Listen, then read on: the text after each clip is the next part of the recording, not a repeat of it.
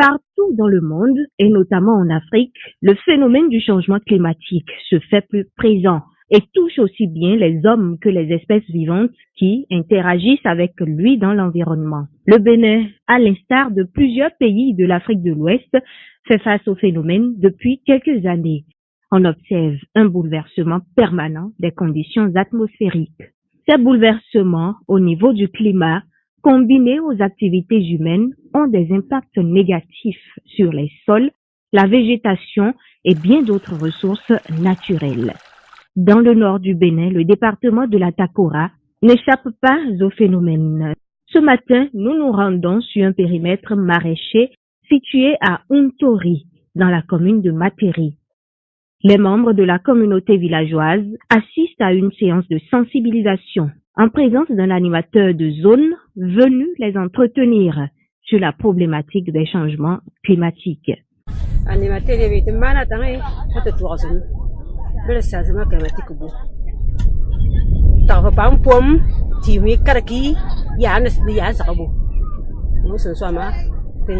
Plus tôt dans la journée, nous étions dans la municipalité de Tonguieta. À Tambogré, un des villages de la commune, nous avons assisté à une rencontre entre un formateur endogène et quelques producteurs agricoles de la région. Le contenu des échanges était aussi axé sur le phénomène du changement climatique dont peu à peu les populations semblent prendre conscience des effets. Dans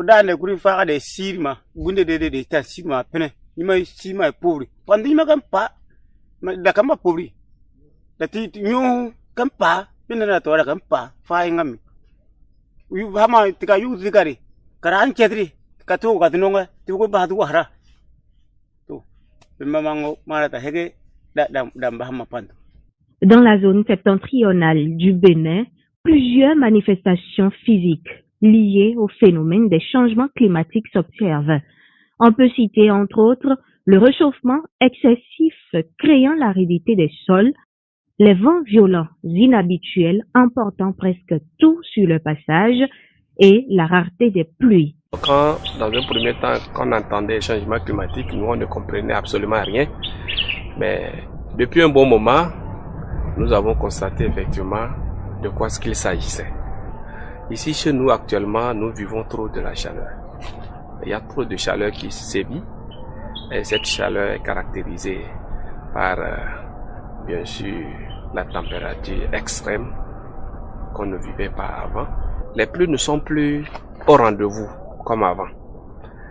D'accord? Avant, chez nous, à partir du mois de juin, on sait que la pluie commence par s'installer, véritablement. Mais actuellement, ce n'est pas ça. À partir d'avril, mai, il y a les pluies, il y a de grosses pluies qui tombent. Et c'est le mois de juin où l'habitude, la pluie s'installe, que la pluie ne vient pas. On constate que la pluie est rare. Entre ça, vous voyez le bas-fond là, c'était rempli des arbres. Maintenant, il n'y a pas des arbres. La pluie est diminuée. On a vu qu'il y avait des arbres à côté même. On a vu que les arbres là s'éloignent, jusqu'à ça devient nu. C'est à ce moment qu'on a vu le vent souffle fort. Le vent là, c'est sec. Au lieu que ça soit frais, c'est chaud, parfois frais, c'est mélangé. On ne peut pas comprendre. Des fois, il y a des grosses pluies qui tombent et ça inonde tout. Et on est là, et un matin peut-être, tu vois une grosse pluie qui tombe pendant 2 heures, 3 heures de temps et l'eau est remplie un peu partout. Ça inonde tout et puis un peu partout c'est de l'eau.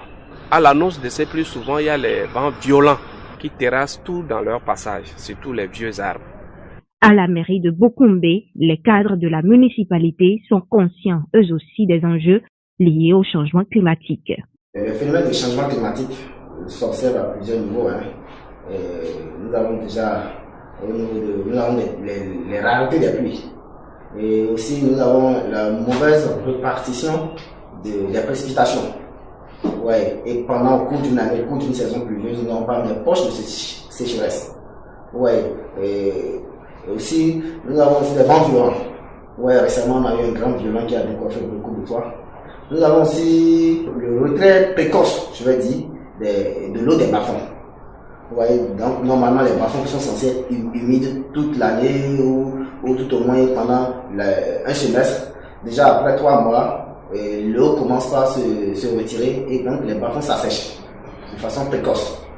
Face au changement climatique, les populations du Nord Bénin ne sont pas restées inactives.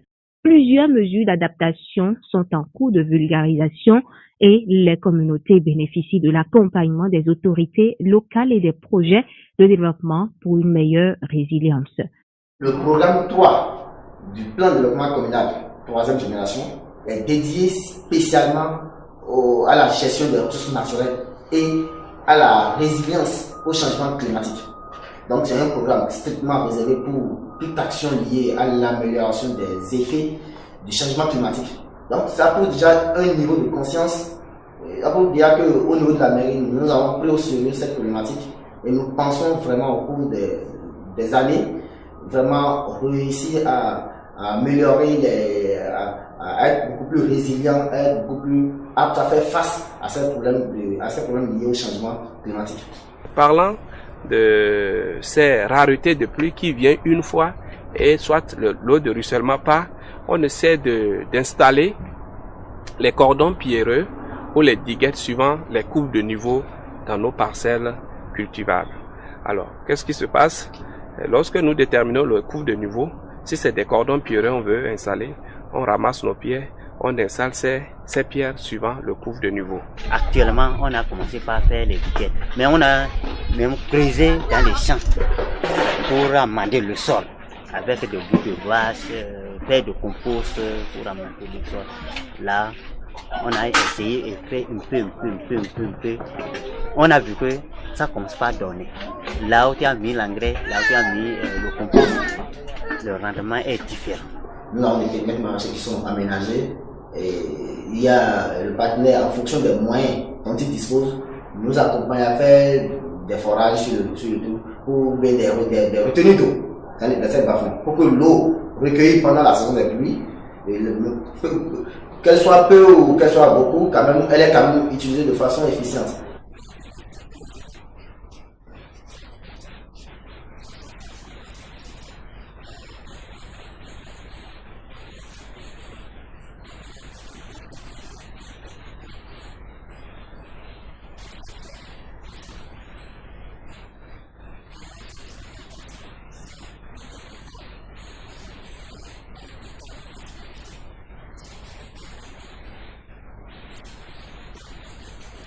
Quand la pluie commence par s'installer, on ne se jette pas totalement dans les travaux champêtres. On fait en sorte que on installe des premières cultures et on espère installer encore la deuxième culture quand on va observer une pause de sécheresse après la relance des pluies. Donc ça fait que nous utilisons aussi les semences précoces.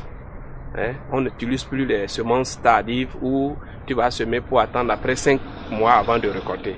Dans le cadre de la lutte efficace contre les fléaux du changement climatique, le centre agro-silvopastoral Lassao de Wantéou, situé à 10 km de Tanguieta, se positionne désormais comme une ferme-école de référence où sont mises à l'essai plusieurs mesures d'adaptation au changement climatique avant leur diffusion à grande échelle. Quand vous installez les vétivers, ça freine la vitesse de l'eau. D'accord? Et du coup, l'eau s'infiltre mieux. C'est pourquoi, soit certains utilisent les vétivers, certains utilisent des hypomoyas. Mais les vétivers, c'est très bon parce que ce sont des herbes. Vous voyez? Et là, ça se multiplie facilement. Et tu peux bien installer ça. Leur installation, c'est très facile par rapport au cordon pierreux. Mais ils ne répondent pas sur tout le terrain. Ils sont beaucoup plus répondants dans les bas-fonds. Pour réussir efficacement la mise en œuvre des nouvelles techniques de lutte contre les effets liés au changement climatique, les autorités locales et les cadres des municipalités s'impliquent davantage aux côtés des populations à travers plusieurs activités dont les campagnes de sensibilisation. En matière de lutte contre les effets du changement climatique, les populations au début ne comprenaient pas l'importance des sensibilisations, des informations, du message qu'on les passait. Mais aujourd'hui, le constat est net. Quand eux-mêmes constatent que les pluies qu'ils devaient faire normalement 6 mois sont maintenant à 3 mois, à 4 mois, avec des poches sécheresses. Ils comprennent que c'est vraiment, il y a quelque chose qui a changé, il y a quelque chose qui ne va pas. Et donc quand nous les apportons ces messages, et ils ont systématiquement, ils ont compris que il faut commencer vraiment par prendre en compte les questions de l'environnement. Il faut commencer par vraiment protéger nos arbres, reboiser au lieu de détruire. On ne peut pas vouloir chercher une solution au changement climatique sans faire le reboisement. Ce n'est pas possible. C'est d'abord la base. On doit d'abord commencer par faire le reboisement et tout le reste maintenant va être accompagné. Parce que qui dit reboisement, dit qu'il veut d'abord fixer le sol, dit qu'il veut nourrir le sol, parce que ces plantes-là, ces feuilles vont nourrir le sol. La mairie a fait un projet de retenue de 1500 tonnes et actuellement le projet est en cours. Ça a un peu soulagé les parents parce que la zone, en saison sèche, si vous allez là-bas, vous allez dire vraiment vous ne pouvez pas vivre. Mais quand vous allez actuellement, l'eau est disponible dans une période donnée. Quand on vulgarise les techniques de gestion intégrée des ressources en eau, ils essaient de suivre l'eau aussi minime qu'elle soit minime et utilisée de façon efficiente pour vraiment produire sur les sites. Les populations s'approprient elles-mêmes déjà les nouvelles techniques d'adaptation au changement climatique en les développant sur des surfaces de production. Le sourire qui se lit sur les visages marque le début d'une résilience des producteurs face au phénomène. C'est aussi le signe de la gaieté et de la chaleur de l'accueil qui nous ont nourris tout au long de notre séjour parmi eux.